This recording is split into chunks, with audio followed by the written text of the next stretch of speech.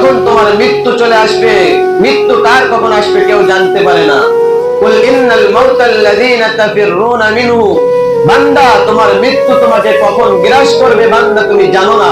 আমি এই একটা কথা প্রত্যেকটা জুম্মায় তোমাদেরকে বলি, যুবক ভাই, ভাবতেছো তুমি যুবক, তোমার এখনো বয়স হয় নাই, তোমার দাড়ি উঠে নাই, মোচ উঠে নাই, তুমি এখনো বিবাহ শাদী করো নাই, ছেলে মেয়ে হয় নাই, আমার মৃত্যুর এখনো দেরি আছে, আমার বাবা বেঁচে আছে এখনো, আমার দাদা বেঁচে আছে এখনো, আমি কে করে মারা যাব। আল্লাহর নবী বলছেন আসার সিরিয়াল আসে কিন্তু যাওয়ার কোনো সিরিয়াল নাই। আগে আসে দাদা, তারপরে আসে বাপ, তারপরে আসে সন্তান, কিন্তু বলে যাওয়ার সময় সিরিয়াল নাই। দাদা বেঁচে রয়েছে, বাপ বেঁচে রয়েছে, সন্তান দুনিয়ার থেকে বিদায় নিয়ে চলে গেছে, বাবা রয়েছে, সন্তান দুনিয়ার থেকে বিদায় নিয়ে চলে গেছে। এরকম আছে কিনা ভাই বলেন?